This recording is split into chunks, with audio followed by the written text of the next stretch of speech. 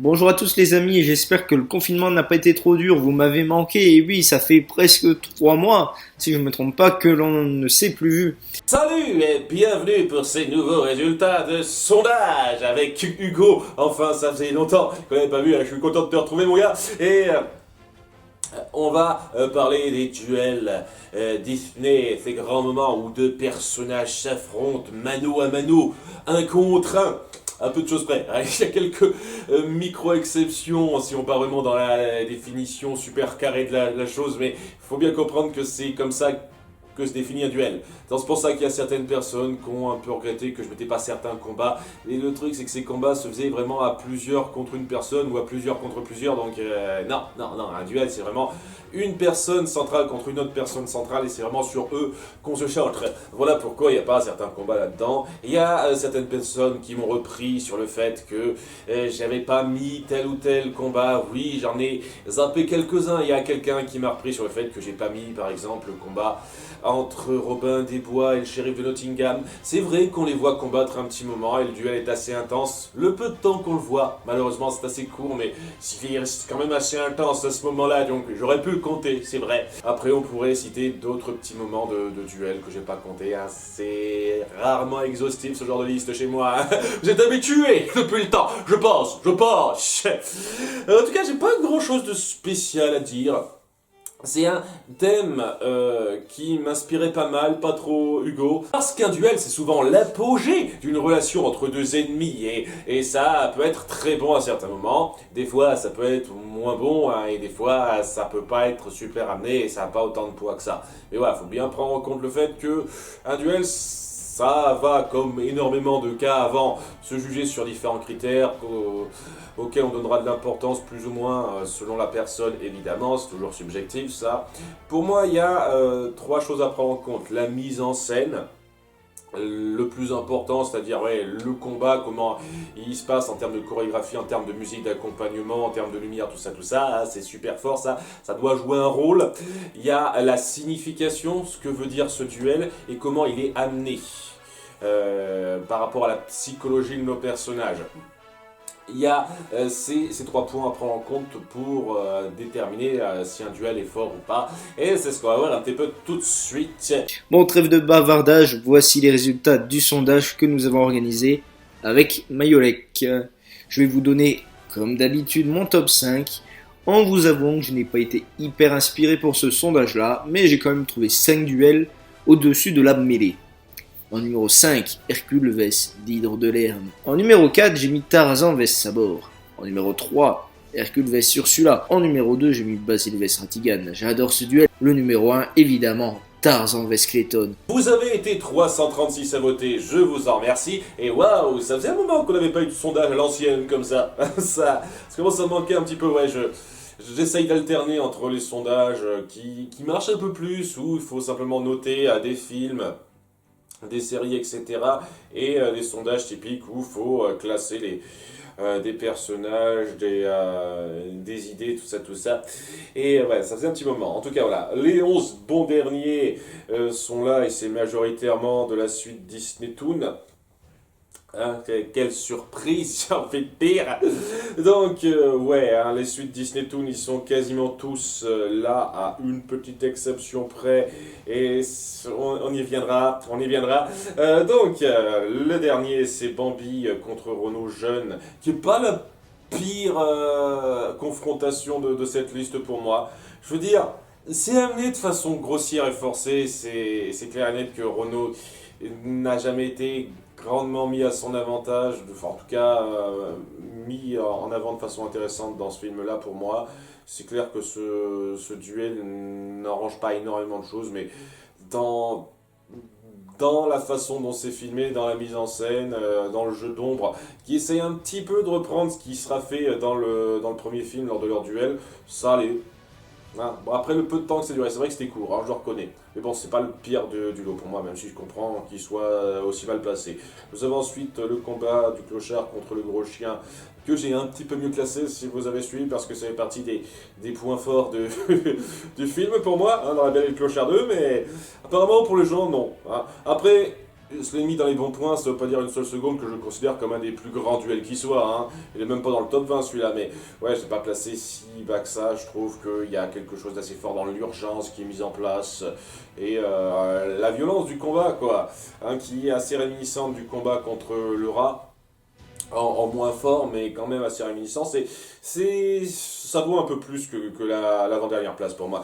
Après, nous avons les deux combats contre le Capitaine Crochet dans Peter Pan 2. Déjà, Peter Pan contre Crochet, j'avoue que c'est une version raccourcie, une redite un petit peu de ce qu'il y avait déjà dans le premier film. Donc c'est vrai que c'est pas super marquant en soi. Et puis c'est vraiment au tout début, donc c'est histoire de faire un petit rappel. Donc ce duel n'est pas super marquant, je comprends qu'il soit mal placé. Jen contre le Capitaine Crochet, j'avoue qu'en termes de chorégraphie, ça casse pas des briques, c'est vrai. Après, c'est un moment d'affirmation du personnage de Jen.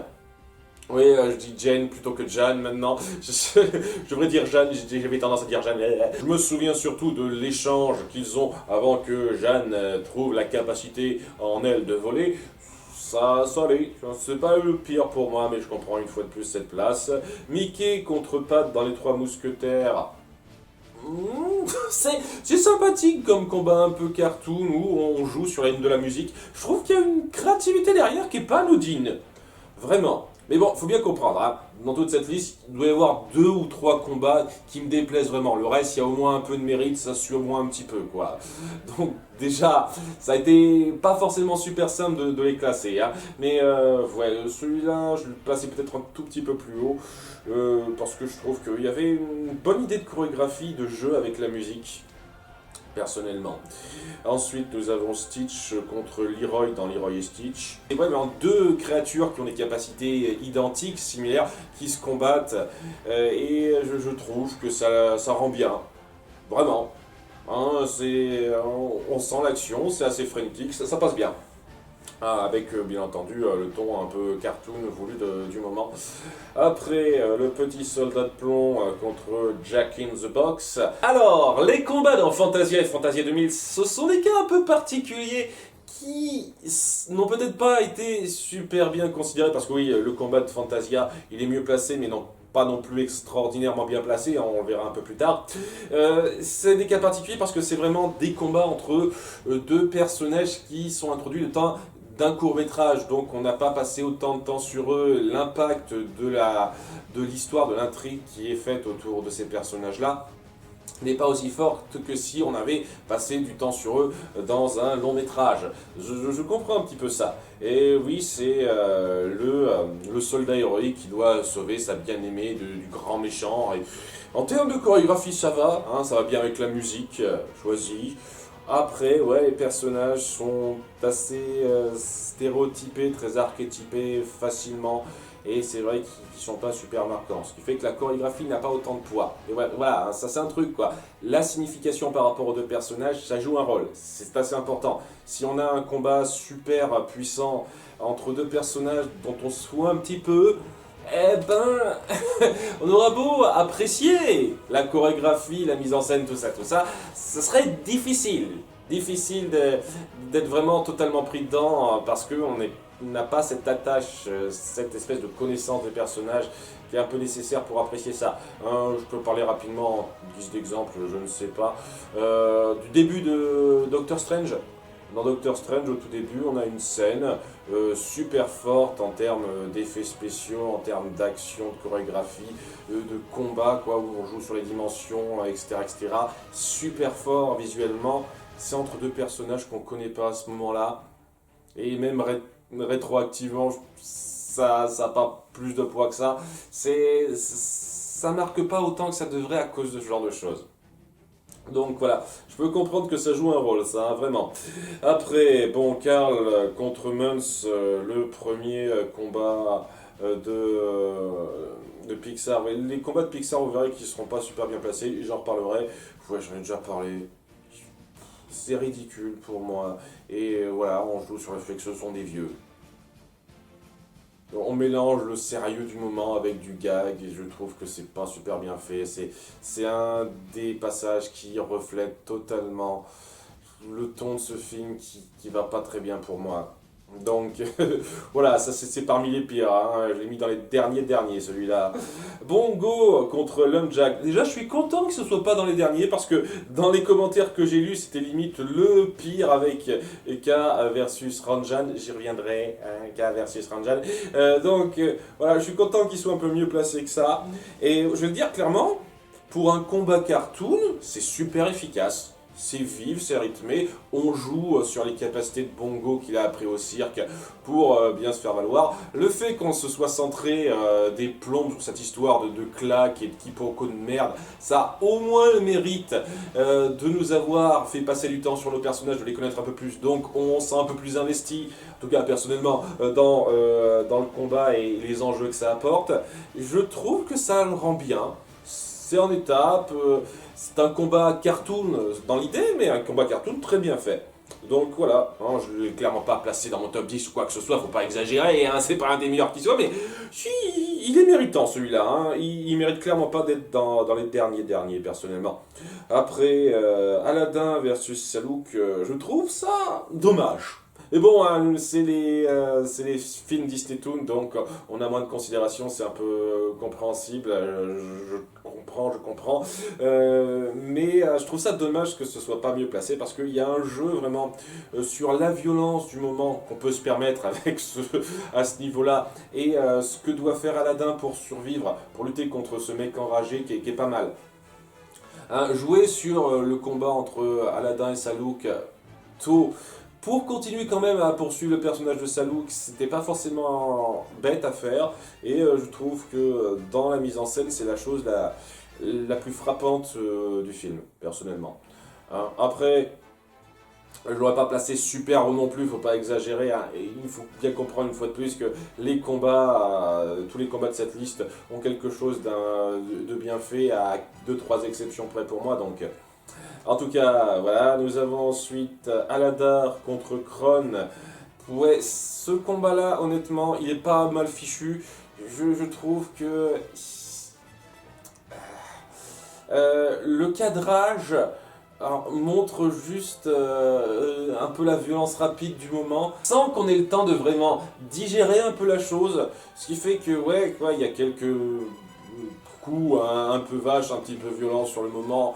Ça va vite, ça dure 30 secondes, après il y a la sœur de Kron qui intervient, et ça va vite, ça va trop vite pour ce que ça aurait pu être. C'est pas mal fichu, mais c'est pas marquant du tout pour moi. Hein, c'est parmi les moins bons. Ensuite, donc on passe au 10 suivant avec, pour commencer, Milo contre Rourke. Alors... C'est pas parce que j'aime pas Atlantide que je déteste tout ce qui est là-dedans. Et si j'avais eu une certaine appréciation pour Milo, ce qui n'est clairement pas le cas, j'aurais pu avoir une estime assez prononcée pour ce combat. Donc, ouais, malheureusement, j'aime pas Milo, mais voilà, le côté je suis un gringalet qui essaye de me battre de toutes mes forces contre quelqu'un qui est clairement plus fort que moi et qui doit donc essayer de jongler avec ça, avec donc un vaisseau qui part un petit peu en vrille, etc. Quoi, tout bouge et tout. C'est bien fait dans le mouvement, dans la chorégraphie. Et oui, le moment à la fin où il finit par se transformer en cristal Rourke, parce que la providence est d'un petit peu Milo sur le coup. C'est assez fort visuellement sur le coup. Je reconnais. Après, comme je l'ai dit, les conflits n'ont absolument pas le moindre poids chez moi. C'est tellement forcé sur les bords. Le personnage de héros central, j'ai beaucoup de mal à m'attacher à lui, donc ça n'a pas autant d'impact. Mais si on regarde vraiment ça en termes de chorégraphie, de mise en scène, ça va. Vraiment, hein, c'est très loin d'être un des pires. Hein. Si on prend ça, ce combat juste intrinsèquement pour ce qu'il est, il est bien fait. Elinor versus Mordu, là aussi je trouve que c'est un peu dommage, il est mieux placé que ça personnellement.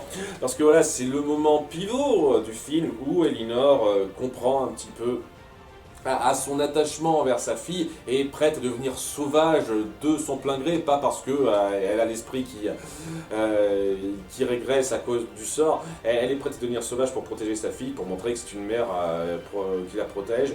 Je trouve ça puissant, la violence des coups, le moment où il se hurle dessus, on voit l'échelle de ces ours qui sont vraiment un cran au-dessus de nous humains, je trouve que c'est super bien fichu, quoi. Avec le jeu d'ombre, le fait que ce soit la nuit, donc ça joue très bien sur ce dégradé d'obscurité sur le teint de leur peau et le fait que c'est la nuit. Je trouve que c'est super bien foutu. Vraiment. Hein, la signification par rapport à ce qu'est prête à faire Elinor et, euh, et la résolution où Elinor, en dépit du fait d'être enragé pour protéger sa fille, se montre un peu plus intelligent que cet ours totalement sauvage. J'adore, c'est un très bon moment. Pas tout à fait dans mon top 10, mais vraiment très bien fichu, c'est ma scène de duel préférée de Pixar personnellement. Après, O'Malley versus Edgar. Alors au début c'est pas si mal, et c'est vite coupé court par l'arrivée de tous les autres, où ça devient un beau bordel, une grosse pagaille sans nom, et ça perd beaucoup en poids. Je veux dire, au début ça commence bien quoi, hein, même si c'est un peu gaguesque sur les bords, mais ça commence bien. C'est O'Malley qui est prêt à se battre tout seul contre un humain, donc quelqu'un qui est quand même un bon cran au-dessus de lui au niveau de gabarit, pour sauver la famille qu'il a appris à connaître et à aimer. Là-dedans, hein, le combat un petit peu gaguesque sur les bords, mais il suit un petit peu. Et puis après, tous les autres arrivent, ça devient la pagaille et ça perd totalement en signification. C'est pour ça que c'est un des derniers. Pour moi, j'arrive pas à être pris dedans. J'arrive pas à être pris dedans et je trouve ça frustrant de ne pas poursuivre une idée qui, si on était resté sur la même note, c'est-à-dire O'Malley contre Edgar, et donc cette espèce de David contre Goliath en version un petit peu moindre, ça aurait été très bon. Malheureusement, non, hein, on part sur un bordel à la fin. Oh, sinon, après nous avons Stégosaure contre Tyrannosaure dans Fantasia. Alors là aussi, je pense que ça vient du fait que d'une part, c'est pas un film aussi connu que les grands classiques Disney. Faut bien prendre ça en compte aussi, quoi. S'il y a des films qui ont moins de votes, c'est clairement parce qu'ils sont moins connus. Hein. Il y a ça à prendre en compte, c'est évident. Mais je pense que ça vient aussi un tout petit peu du fait que on n'a pas appris à connaître ce stégosaure et ce tyrannosaure. On n'a même pas leur nom. Hein. On sait pas comment ils s'appellent. Hein. Je pense pas qu'ils avaient un système de prénoms à l'ère jurassique. Techniquement, ça me surprendrait. Et donc, ouais, ça aide pas à être pris dedans. Cela étant, je l'ai quand même mieux placé que ça, personnellement, parce que je trouve que ça illustre de façon magistrale le ton de ce segment-là, qui est mon segment préféré de Fantasia, je rappelle, pour ceux qui n'ont pas suivi ma critique, où vraiment c'est la survie du plus fort, quoi. Ce côté assez injuste, où l'extinction est à nos portes, et où faut batailler pour pouvoir survivre, pour savoir qui pourra profiter de ce qu'il y a à portée, de ce qu'il y a à disposition. Cette espèce de combat où le stégosaure se dresse contre le tyrannosaure pour ses droits, pour pouvoir avoir ce qu'il a envie d'avoir, et où à la fin, la dure réalité de la loi du plus fort finit par faire son œuvre. Moi je trouve que il y a quelque chose d'assez impactant, hein, dans l'idée. Hein. Ça c'est l'apogée de ce segment dans Fantasia pour moi. Et ce combat est très bien foutu. Alors oui, il n'y a pas autant d'implication émotionnelle avec ces personnages, c'est sûr. Mais je trouve quand même que le combat est bien foutu et qui représente beaucoup, qui illustre à merveille la mentalité de ce segment-là. Bien, ensuite nous avons K versus Ranjan. C'est clairement un vote blague.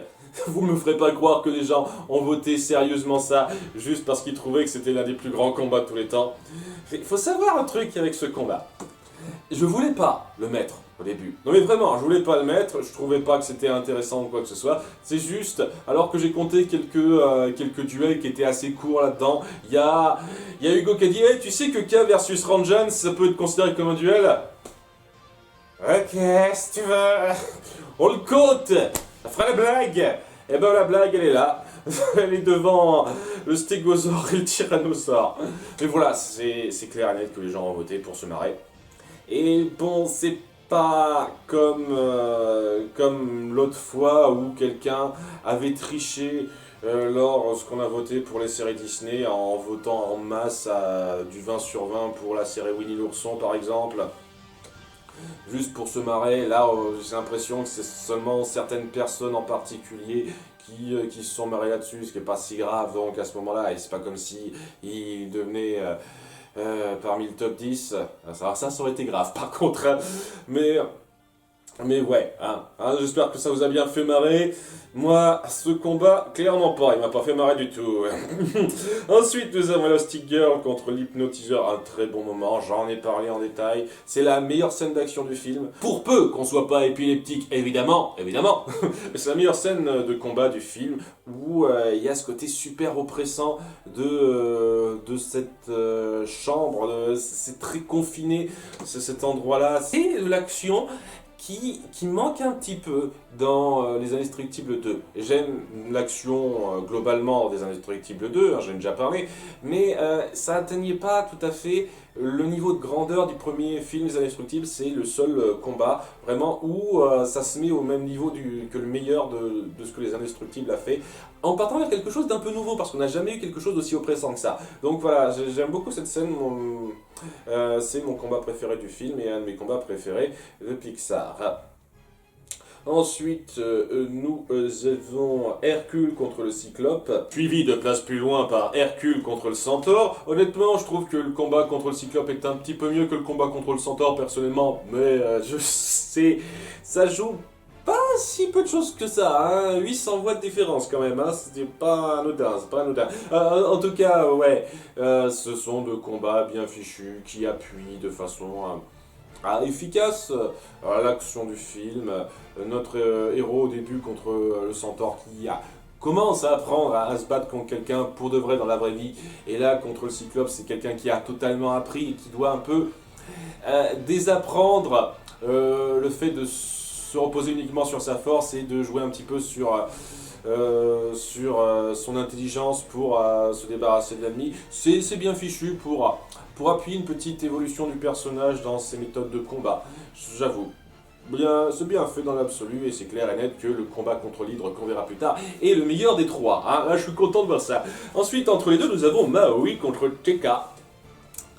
Alors, je me souviens surtout de quelques moments assez grandioses de visuel là-dedans, et en termes de signification, honnêtement, ça aurait pu avoir une signification si c'était pas parti sur la révélation d'après. Et je suis désolé pour ceux qui ont apprécié le message que renvoie cette révélation de fin. Pour moi, je trouve que c'était un peu superflu sur les bords. Un petit message sur le pacifisme, c'est bien, c'est mieux que de combattre, tout ça. C'est basique, déjà vu des tas de fois, je trouve. Et je pense pas que ça s'incruste de façon si géniale que ça dans la narration au bout du compte. Personnellement, après c'est pas non plus affligeant ou quoi que ce soit, mais à cause de ça, le combat entre Maui et Tekka, c'est plus une rivalité, c'est juste un malentendu en fait, une chose qui aurait pu ne pas se faire. Et donc, ouais, il aurait pu ne pas se battre ou juste un tout petit peu attirer son attention d'une quelconque façon, que ça aurait été pareil. Mais bon, en termes de chorégraphie pure, en termes de mise en scène, on sent l'échelle de la chose, l'animation qui est grandiose dans ce film, c'est évident, et c'est un bon combat, c'est sûr. Mais c'est pas un des plus marquants. Bien, on passe au top 20, en commençant déjà par Kinaï contre l'ours. Ours avec un E. Le combat en soi est plutôt violent et fait son effet, c'est sûr, et puis c'est ce qui va marquer un petit peu le début du changement de notre héros, cette espèce d'élément déclencheur qui va l'amener à poursuivre un petit peu son intrigue et son aventure dans ce film. Donc ouais, le combat très bien foutu, il gagne un petit peu en force, en signification, une fois qu'on finit par apprendre la révélation vers la fin du film. Bien, c'est bien, je l'ai passé à peu près dans ces eaux-là. Après, nous avons Bambi contre Renaud adulte, ce coup-ci, dans le premier film Bambi. Alors, pareil que d'autres cas, très bonne chorégraphie, j'apprécie énormément le jeu d'ombre qui est fait et l'ambiance que ça crée. Je trouve que narrativement ça apporte pas grand chose. Voilà, de toute façon, toute la scène du batifolage avant, j'ai pas aimé, je leur dis, j'en ai déjà parlé, j'ai pas trop aimé ça. Là, c'est juste, tiens, en plus du fait que Bambi batifole avec sa chérie féline, eh ben, il y a un petit rival qui se présente, histoire de dire Ouais, ici, histoire de montrer la nature, j'imagine, je comprends, mais je trouve pas que ça apporte grand chose, quoi. Ils auraient juste pu être contents tous les deux sans qu'il y ait cette scène de combat, ça aurait été pareil. Et voilà, quoi, ça gagne pas beaucoup en force, surtout quand Renault n'a pas été une seule seconde présent dans le premier film, et vu comment on le développe dans le second film, dans la Midquel, ça apporte pas grand chose, hein, je trouve, personnellement. Donc, la signification derrière est pas géniale. Mais la mise en scène, toujours aussi bonne, le jeu d'ombre, vraiment bien foutu. Je reconnais hein, que c'est fortiche à ce niveau-là. Après, nous avons Ralph contre Turbo dans les mondes de Ralph. Alors, en termes de combat, en termes de mise en scène, de chorégraphie, tout ça, c'est pas le plus folichon qu'il y a. Bon, on joue bien sur le côté désastre imminent, tout est en train de péter, c'est vrai, je le reconnais, mais le combat en soi, il est un peu classique, je trouve, hein, un peu classique. C'est surtout Turbo qui gère un petit peu tout, sauf à la toute fin. Donc, c'est pas le plus marquant en soi, mais en termes de signification, il y a quelque chose d'assez fort, quoi. C'est-à-dire ce mec qui est tout prêt vraiment à s'accrocher à tout pour garder son identité, sa suprématie d'une quelconque façon, et Ralph qui est prêt à aller jusqu'au bout, à se sacrifier pour arranger les choses. Il y a une signification assez forte dans les motivations des deux personnages qui sont là-dedans, sur lesquels on peut faire un petit parallèle. J'avoue que j'aime bien ça. Après, ça aurait sans doute gagné à être un tout petit peu plus fort en termes de chorégraphie, mais c'est vraiment moi qui chipote, ça reste un bon moment. Pas aussi bien placé pour moi, mais à nouveau, hein, les combats ont tous quelque chose de positif, à quelques exceptions près pour moi. Après, nous avons le Monsieur Indestructible contre l'Omnidroid dans Les Indestructibles, le dernier, si je ne m'abuse, oui, le dernier combat duel de Pixar dans cette liste. Il n'y en avait pas eu des tonnes. J'avoue que niveau duel, il y en a moins dans Pixar que dans Disney Animation Studios. Et je comprends très bien que ces duels-là soient moins bien placés que les duels de Disney Animation Studios. Pour une fois, je vais pas me plaindre du fait qu'on renie Pixar par rapport à Disney Animation Studios, comme si Disney Animation Studios était au-dessus, était la chose à considérer en premier. C'est un truc que j'ai tendance à remarquer malheureusement dans pas mal de sondages. Là, je comprends que ce soit considéré en dessous. Et on donne souvent un petit peu moins de force, de signification notable dans les conflits qui sont mis en place, même s'ils sont bien chorégraphiés, parce que on n'a pas ce jeu, cette approche de vraiment développer une rivalité extrêmement forte chez nos personnages. Souvent, hein, on ne crée pas des rivalités extrêmement fortes dans les personnages qui doivent se combattre dans ces films-là. Et l'une des caractéristiques les plus marquantes dans un combat, c'est si on ressent vraiment cette rivalité qui se conclut un petit peu dans cette confrontation. Là, pas trop. Honnêtement, on ressent quasiment jamais ça dans les combats, les duels des Indestructibles ou des films Pixar, hein, en règle générale. Hein, je vois pourquoi je parle des Indestructibles particulièrement. Donc c'est normal. C'est normal que les films Pixar soient moins bien considérés globalement par rapport à Disney Animation Studios, je trouve, à ce niveau-là. Donc voilà, ce combat est pas mal. C'est clairement pas le plus marquant, honnêtement, des Indestructibles, il y a plus fort, mais voilà, on parle de duel une fois de plus, et c'est le seul vrai duel qu'il y a dans le film. Mais voilà, ça présente très bien l'Omnidroid, ce que c'est capable de faire. Le combat est assez intense avec notre héros qui risque sa vie, tout ça. C'est bien rendu, bien fichu. Pas placé aussi haut personnellement, mais je comprends un peu que vous considériez ça comme la meilleure place. Même si personnellement, Mordu contre Elinor est quand même mieux que ça, hein, dans l'absolu. Bon, ensuite nous avons Peter Pan contre Capitaine Crochet. Alors c'est un petit peu difficile à compter celui-là, parce que c'est leur combat, leur duel se fait vraiment sur la durée, sur la longueur du film, quoi. Il y a un duel à la fin, il y a un duel vers le milieu de film, hein, lorsqu'ils doivent sauver Lily la tigresse, mais voilà quoi, c'est un duel, c'est une rivalité qui est présente depuis le début et dès lors qu'ils se voient, ils se combattent. Donc là, c'est un duel vraiment sur la durée. C'est pour ça que ça a plus de signification comme ça. En termes d'action pure, quand on se sent sur ce duel-là, on a fait mieux, c'est sûr. Et c'est pour ça que, ouais, hein, je comprends qu'il soit pas dans le top 15. Honnêtement, je ne vais pas le placer dans mon top 15 aussi. Mais voilà, hein, cette rivalité, ces combats, à chaque fois, ils sont bien fichus, bien rendus. C'est dynamique, de l'escrime, comme on l'aime bien. Et ouais, hein, la relation d'ennemis entre Peter Pan et Crochet est appuyée tout le long du film. Donc ça a une portée pas anodine, c'est sûr. Bien, ensuite en numéro 15, Mowgli contre Shere Khan, je trouve que c'est un peu abusé comme place pour comment c'est fait. Alors, c'est ça le problème en fait, cette scène est assez frustrante pour moi parce que on n'arrête pas d'instaurer Shere Khan comme cette espèce de créature dont tout le monde a peur, qu'il faut vraiment pas chercher parce qu'il est impitoyable, etc. Et lorsqu'on passe à ce combat-là, je ressens moyen. Alors je veux dire, oui, il y a l'effet qu'il est dangereux, etc., qui se ressent un petit peu, mais dans la chorégraphie, dans ce que Shere Khan est capable de faire, globalement, je trouve ça un peu décevant. On pouvait faire tellement plus, tellement plus fort.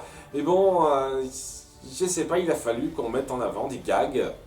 Voilà, lorsque Bagheera finit par intervenir, que les vautours interviennent pour lui tirer les poils de museau, c'est marrant, ça aussi, ce genre de petits détails à la con, ça aide pas. Alors que si on avait joué ça plus sérieusement sur la menace et l'effort que doit faire Mowgli pour faire peur à Shere Khan en utilisant donc sa peur du feu, si on avait joué là-dessus plus intelligemment, en donnant plus de poids, en amenant mieux certaines choses et en évitant certains petits gags, ça aurait pu être un moment dantesque de confrontation parce que voilà, on nous l'a instauré à fond ce personnage et on a instauré quelque chose de génial chez Shere Khan. Cette dernière confrontation, pas tant que ça. C'est pour ça que ouais, je la trouve très frustrante, personnellement. Pas mal foutue dans l'absolu, hein, ça va, c'est pas mal, mais ça aurait pu être tellement mieux, je trouve. Tellement mieux. Donc ouais, un peu trop bien placé pour moi, personnellement, un peu plus. Après, Clochard contre Rat, oui, j'en ai déjà parlé dans mon top 10 des meilleurs et des pires points de la Belle Clochard. C'est un moment super fort, même si le rat n'a pas vraiment été développé au fur et à mesure de l'histoire. On a quand même un tout petit peu montré le personnage, quoi, histoire de dire, eh, ouais, jusqu'où est prêt à aller le Clochard, la frénésie du moment, le jeu d'ombre, magnifique. Magnifique, un très grand moment. Après, nous avons Rox et Rookie contre l'ours. Alors, c'est un duel dans le sens où c'est un relais. Au début, c'est Rookie qui combat l'ours et à la fin, c'est Rox qui le combat pour le sauver. C'est un duel où ils se relaient l'un l'autre. Et c'est histoire d'appuyer que, en dépit de l'adversité, de ce statut d'ennemi implacables qu'ils se sont forgés, il y aura toujours cette attache, quoi, où l'un est prêt à foncer au secours de l'autre pour reprendre le relais. Donc déjà, excellent moment de développement de cette relation. Hein, comme je l'ai dit, c'est ce passage-là qui parvient à grandement sauver le film et à le rendre mémorable. Cette fin, quoi, ces 5-10 dernières minutes de fin sont de loin la meilleure partie du film. Et ouais, quoi, la violence du combat, le risque qu'il y a, parce que putain, cette ours est gigantesque, et Rox et Rookie font à peine un sixième, un huitième de sa taille, quoi. Ils doivent lutter sauvagement contre lui pour éviter de se faire avoir. Ils se prennent un seul gros coup de patte, c'est presque mort, quoi. C'est cette crainte, ce suspense, ce risque de mort constant se ressent à chaque mouvement, à chaque plan, et c'est magnifique. Alors, honnêtement, c'est dans mon top 10, hein, c'est génial ça. Je regrette de ne pas l'avoir mis en illustration dans la vidéo d'annonce, mais voilà, c'est génial, quoi. C'est le moment le plus impactant du film pour moi. Et un déçu qu'il soit pas dans le top 10, honnêtement, un peu déçu. Après, Merlin contre Madame Mime, c'est super créatif. Je ne lis pas une seule seconde, c'est super créatif. Après, je suis pas totalement fan du fait que, une fois de plus, le personnage était introduit à peine 10 minutes plus tôt, quoi. Genre, elle apparaît comme un cheveu sur la soupe dans son petit segment. On n'a jamais entendu parler d'elle avant, on n'entendra plus jamais parler d'elle après. Ça n'a pas le poids que ça pourrait avoir, vous voyez. Et c'est ça qui tire un tout petit peu la force du moment vers le bas, personnellement. Hein, je dis ça comme ça. Donc c'est pas aussi fort que ça devrait, mais je reconnais qu'en termes d'idées, de créativité, c'est très fun à suivre, quoi. L'un qui essaye de battre l'autre à son propre jeu en utilisant la créature qui va bien, c'est très fun, c'est très intelligent et ça essaye un tout petit peu de démontrer ce que voulait dire un peu Merlin au début, histoire de faire un peu une continuité, hein, même si la continuité n'est pas la plus génialissime d'un passage à l'autre dans ce film. Comme quoi, c'est pas la taille qui compte, quoi. C'est pas ce qui apparaît être le plus grand, le plus fort qui gagne forcément. Voilà, j'aime bien cette conclusion-là. Donc voilà, c'est bien.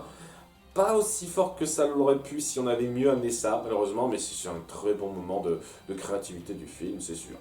Après donc le dernier combat Hercule contre l'Hydre. Une inspiration de mythologie grecque, mais au moins je trouve ça sympa que l'un des 12 travaux ait été illustré dans le film plus de 10 secondes. Parce que quand on voit comment le lion de Némée a pu être expédié, c'est un petit peu dommage. Mais bon, faut faire un film d'1h30. L'animation est plutôt pas mal pour un film qui a mon âge, hein. Si je me trompe pas, le film est sorti en 1997, donc ça fait 23 ans.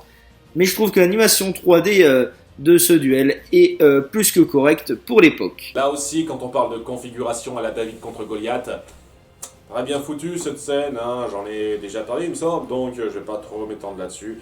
Excellent combat pour mettre en avant Hercule et démarrer son statut de héros, c'était nickel. Personnellement. Ça, c'est le meilleur combat du film facilement. Et je suis content qu'il soit aussi bien placé parce que je l'aurais mis à peu près par là. Je pense pas que je l'ai mis dans mon top 10, j'ai dû mettre 11e ou 12e, personnellement. Ce qui nous amène donc au top 10, en commençant par...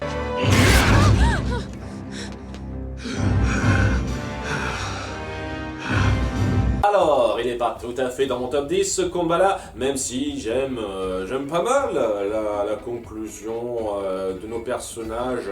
Mulan qui s'affirme vraiment avec ça, quoi, qui parvient à concilier un petit peu le côté atout féminin et guerrier masculin, entre guillemets, dont elle fait preuve, c'est pas mal. Le truc qui manque un petit peu là-dedans, qui me gêne tout petit peu dans ce combat, c'est histoire de dire, c'est d'une part la fin qui a une légère tendance gaguesque dans la conclusion, dans l'achèvement, et le fait que, honnêtement, la rivalité entre Mulan et Shan Yu n'a pas été énormément développée, quoi. Ils sont vus 2 fois pendant 30 secondes en tout et pour tout, quoi, avant ce grand combat. C'est pas aussi fort que d'autres combats où on affiche, on met en avant une rivalité plus forte. Voilà, c'est pour ça que ça n'a pas autant d'impact que d'autres combats. Mais ça reste un très bon combat. C'est juste, voilà, lorsqu'on arrive vers le peloton de tête, il y a énormément de combats qui sont géniaux et il y en a qui sont un tout petit peu moins géniaux d'autres.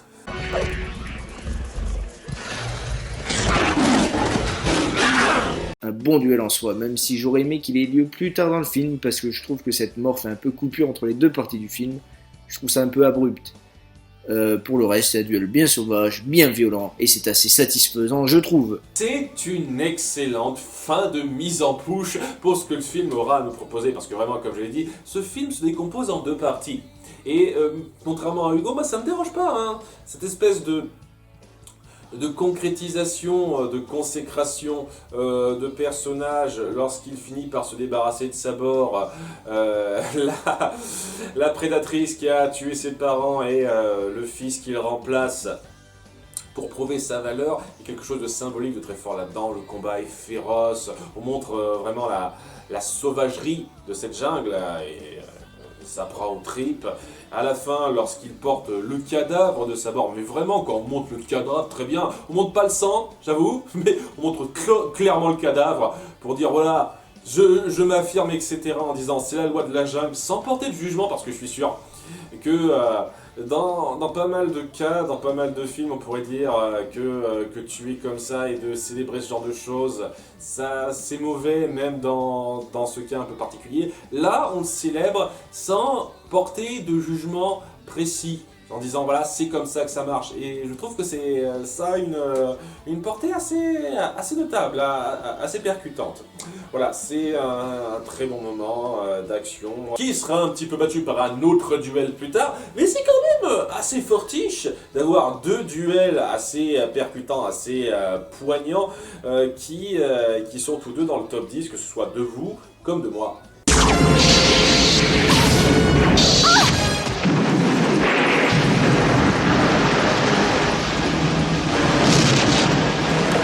Point culminant du film à mes yeux, ce duel d'une rare violence, et puis il y a la mort d'Ursula qui a fait cauchemarder la plupart d'entre vous. En tout cas, moi, plus jeune, c'était le cas. Vous ne vous en sortirez pas cette fois-ci.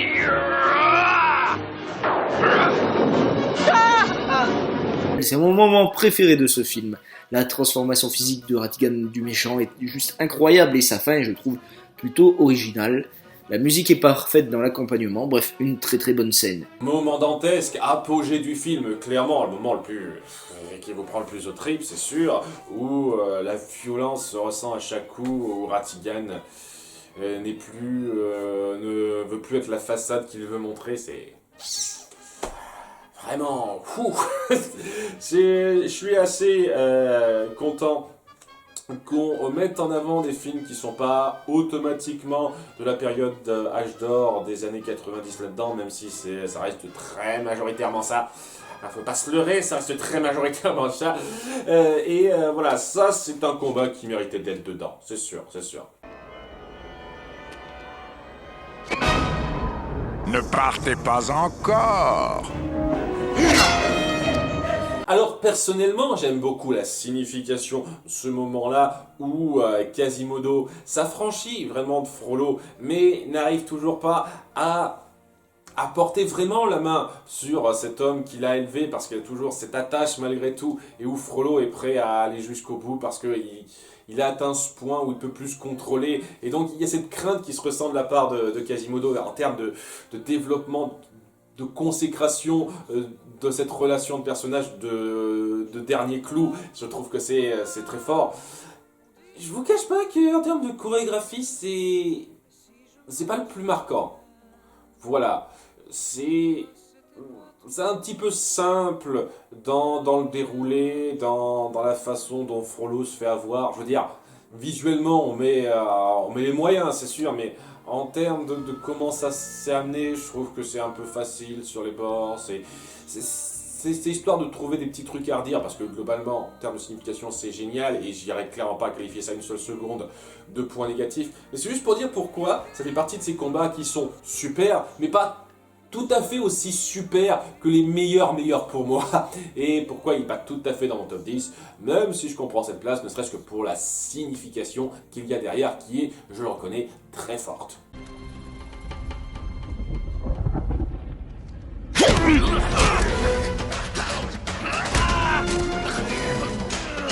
Et oui, c'est sans grande surprise que c'est mon numéro 1, parce que cette scène est juste monumentale.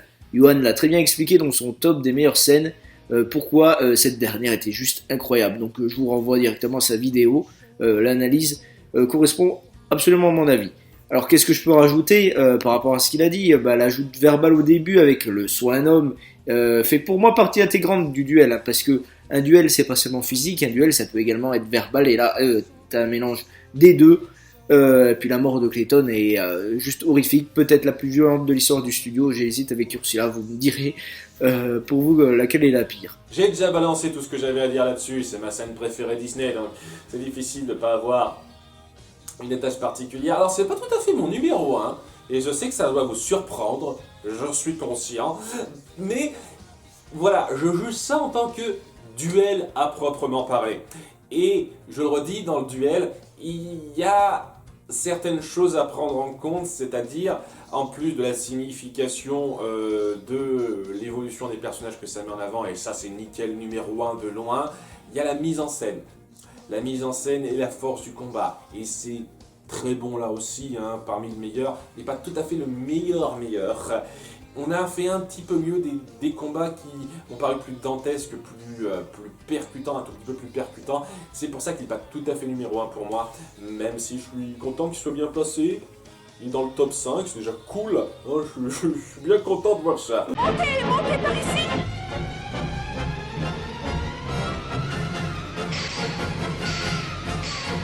Ça, c'est mon duel préféré Disney. Parce que même si je dirais clairement pas qualifier Philippe d'un des plus grands personnages de tous les temps, il a eu suffisamment de développement pour avoir cette attache envers Aurore et ce ressentiment envers Maléfique. Pareil pour les trois fées qui l'aident, hein, il est un peu assisté, mais c'est vraiment lui qui est au centre de tout, c'est lui qui gère une bonne partie du boulot. Philippe, et voilà, Maléfique, j'ai mes problèmes par rapport à ses motivations, mais elle a toujours une présence qui impose. Et le fait qu'elle ne veuille pas perdre, qu'elle est un peu énervée d'avoir perdu son corbeau chéri il y a quelques minutes, tout ça, qu'elle est prête à aller très loin pour le combattre, parce qu'elle se transforme en dragon, mais c'est la mise en scène la plus dantesque qui soit. Hein. Le combat est le plus dantesque qui soit pour moi. Je me suis un tout petit peu moqué de la rapidité de mouvement, mais c'est du micro-détail, c'est du micro-chipotage de merde, ça. La portée de la chose, le risque qu'il y a, chaque coup, chaque moment où tout peut se jouer, notre héros peut mourir à n'importe quel moment, le gigantisme de la menace, l'effet de soulagement incommensurable qu'on ressent lorsque ça se termine et que c'est terminé, ce sentiment de satisfaction intense à la toute fin. J'ai jamais ressenti ça à ce niveau-là dans un combat. Vraiment, dans un combat Disney, j'ai jamais ressenti ça à ce niveau-là. Et ouais, c'est pour moi le plus gros point fort du film. Il y a des gens qui sont toujours un peu étonnés que j'ai autant d'affection, enfin que j'ai donné une si bonne note que ça à La Belle au Bois dormant, alors que j'ai pas mal de choses à lui reprocher et que pour beaucoup c'est un film qui a pris un coup de vieux. Pour ma part, l'un des points forts c'est sa mise en scène visuelle et comment ça sait mettre en avant la menace maléfique. Et c'est l'apogée, le point d'orgue de ce film à ce niveau-là, c'est ce qui fait que j'ai pas mal de considération pour le film, malgré les défauts que je lui trouve, c'est sûr. Et cette scène de combat, c'est génial.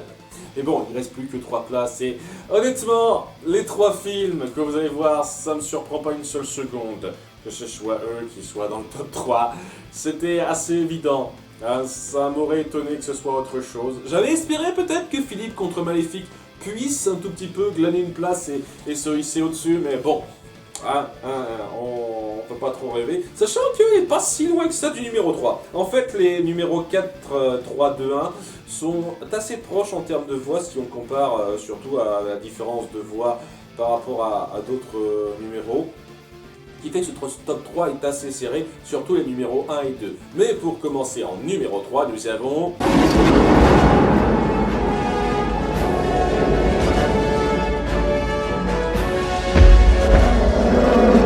Eh ben non, le Roi Lion ne l'emporte pas. Oh là là. Bon, je comprends aisément les gens qui adorent cette scène. J'aime bien, hein, vraiment, hein, je trouve que c'est assez intense. Mais je vous cache pas, et là c'est pas par rapport à la mise en scène est géniale, sublime, le jeu de musique, les plans, les ralentis, nickel. J'ai rien à redire sur la mise en scène visuelle et sonore là-dessus, c'est fait de main de maître, on est d'accord, hein. C'est juste la signification de ce combat pour moi est pas aussi forte que ça le pourrait en fait, parce que la relation entre Scar et Simba n'a jamais été particulièrement dictée sur le rapport de force physique en fait. Ce qui fait que lorsque leur dernière confrontation, c'est juste un combat physique, histoire de résumer ça à ça, je trouve personnellement, hein, à nouveau un avis personnel, que c'est pas le plus extraordinaire pour conclure ça. Vraiment, hein, avec ce qui a été mis en place, c'est pas le plus extraordinaire. Mais voilà, c'est pas parce que c'est pas le plus extraordinaire que c'est pas bien, c'est très bien. C'est juste Je sais pas. On a défini les deux personnages comme autre chose que des combattants en fait, quoi. Ils n'ont pas été développés pour être des grands combattants qui vont se battre pour définir leur force, leur légitimité, tout ça, c'était autre chose.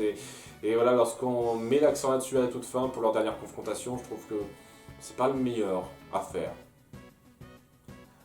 Pour ce que ça vaut, hein, une fois de plus, avis personnel. Pour ça qu'il n'est pas tout à fait aussi bien placé pour moi ce combat, même s'il reste bon, hein, nous sommes d'accord, c'est un très bon combat.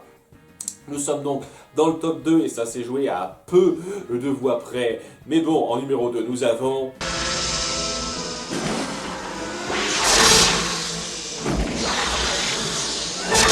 C'est sûr, on peut pas nier la créativité qu'il y a derrière, quoi, cette espèce de grande confrontation finale qui se fait en plusieurs temps, où Aladdin essaye de s'en tirer au mieux avec les capacités qu'il a contre un sorcier qui a des pouvoirs magiques qu'il dépasse, et donc il essaye de son mieux de s'en tirer face à ça. Il y a énormément de suspense, d'action forte, de moments où on craint pour notre héros. La rivalité entre ces deux-là, elle a été instaurée à fond, ce qui fait que ouais, quoi, il y a vraiment cette satisfaction énorme quand ils en découdent enfin. Et la façon dont Aladdin s'en sort à la fin en utilisant son cerveau, parce qu'il se rend compte que c'est un petit peu trop pour lui quand même, hein. Il ne peut pas jouer seulement sur la force là-dessus. Je trouve ça très intelligent comme façon de terminer. C'est ultra satisfaisant comme combat et vraiment très marquant. Après, est-ce que c'est l'un des meilleurs qui soit? Je trouve qu'il y a certains combats qui sont un tout petit peu plus géniaux que ça, plus poignant, même si je peux pas nier une seule seconde la créativité, la force qu'il y a derrière. Et voilà, une fois de plus, quoi, si on me demande de juger des tonnes de combats géniaux, de les classer, il y en a certains qui sont juste un tout petit peu moins géniaux que d'autres, et celui-là fait partie de cela. Un tout petit peu moins géniaux que mes préférés, mais je comprends aisément cette deuxième place, c'est sûr. Et je comprends encore plus aisément la place numéro 1.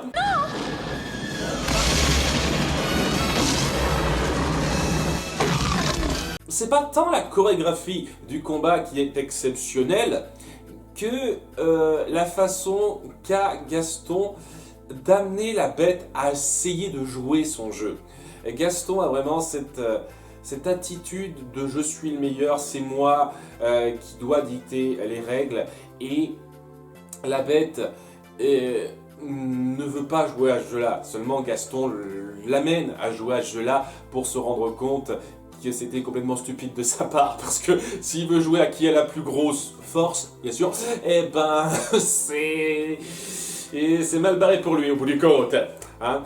Donc j'aime beaucoup ça, ce jeu d'esprit, hein, pas d'esprit super vif, mais quand même un jeu d'esprit un peu particulier, un peu à part, qui se met en place là-dessus, et ce jeu de moralité au bout du compte, où la bête finit un tout petit peu par se voir en lui, à une certaine façon. Là, je vous ramène une fois de plus à ce que Dragicho a dit, j'ai adoré son analyse du personnage à ce moment-là. Et voilà, ce combat pour moi, c'est une fois de plus l'apogée des personnages, l'apogée de leur mentalité, et comment cette histoire les a fait évoluer. Gaston qui n'évolue pas, Gaston qui reste la sale merde qu'il est, et délectable en tant que sale merde qu'il est, et la bête qui, au vu de son contact avec Belle, a su évoluer par rapport à ça. Et une chose qui me plaît là-dedans, et ça avait été dit aussi dans une autre critique, ça, c'est le fait que la bête laisse partir Gaston, mais clairement pas pour bien se faire voir ou quoi que ce soit, c'est clairement pour se prouver quelque chose à lui en fait. Il ne veut plus faire appel à cette violence, à cette colère qu'il portait jusqu'à présent après ce qu'il a vécu, alors qu'il s'apprête un petit peu à le tuer, le gars. C'est très fort ce moment d'expression, ce jeu d'expression sur la bête. J'adore ça dans ce film, quoi. Les jeux d'expression qu'on fait avec ce visage, c'est génial, quoi.